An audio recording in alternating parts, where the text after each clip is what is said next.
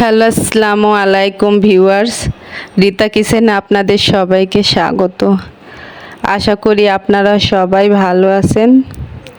আমিও আলহামদুলিল্লাহ ভালো আছি। আমি আজকে কাচকি মাছ দিয়ে চচ্চড়ির রেসিপি নিয়ে আপনাদের মাঝে উপস্থিত হয়েছি। আশা করি আপনাদের ভালো লাগবে। এখানে আমি লবণ নিয়ে নিলাম, পেঁয়াজ কুচি নিয়ে নিলাম,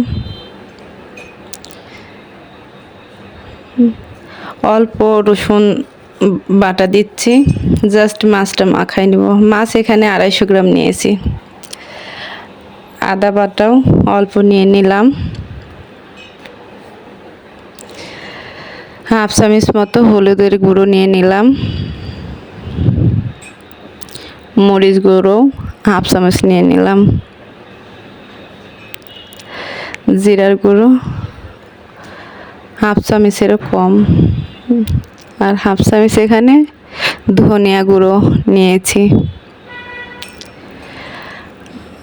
আর অল্প কিছু তেল দিয়ে এটা সুন্দর করে মাখাই নিয়েছি। এদিকে একটা ফ্রাই প্যানে 1 কাপ মতো তেল, 3টা বড় সাইজের পেঁয়াজ, 8টার মতো কাঁচা মরিচ নিয়েছি, আর রসুন 2টা কুচি করে নিয়েছি। এখানে চচ্চড়িতে আপনার মরিচ বেশি লাগে। এখানে 1 চামচ মতো রসুন বাটা, 1 চামচ আদা বাটা, আর আস্ত কিছু জিরা নিয়েছি। লবণ স্বাদ মতো দেবেন।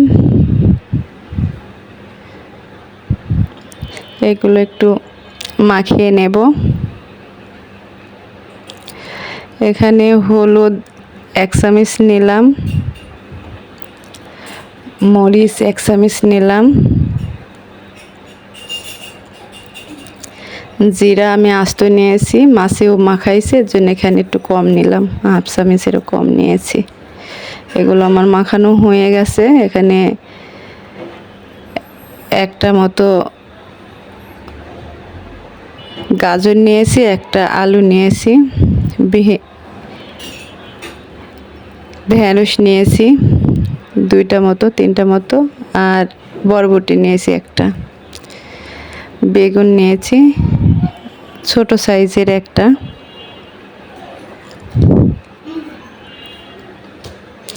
শসা নিয়েছি একটা। নিয়ে এগুলো সুন্দরভাবে মাখাই নেব। এবার টমেটোটাও অ্যাড করব।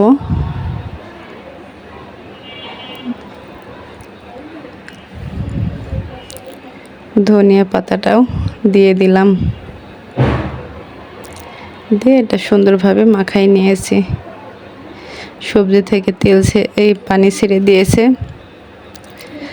আপনারা মাছটা উপরে ছিটাইও রেখে দিতে পারেন, আমি যদিও মাখাই নেব, অপশনাল, এটা আপনাদের যেটা ভালো লাগবে। আমি যেহেতু ফ্রাই প্যানে করছি, নিচে লেগে যাবে না, যার কারণে আমি ঝাঁকাই দিলে হবে। আমি মাছটা সবজির সঙ্গে মাখাই নিলাম। কড়াইতে যদি নেন তাহলে মাছটা উপরে দিয়ে দিবেন। আমি মাছটা ঢাকি দিলাম, 15 মিনিটের মতো ঢেকে রেখেছিলাম। দেখেন আমার কাচকি মাছের চচ্চড়িটা হয়ে গেছে।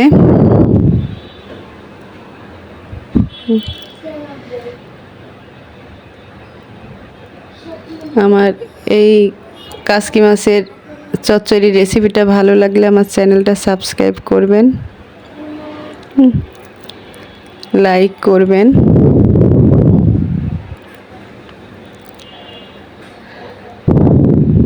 বেল বাটনটা চেপে দিবেন, বেশি বেশি শেয়ার করবেন।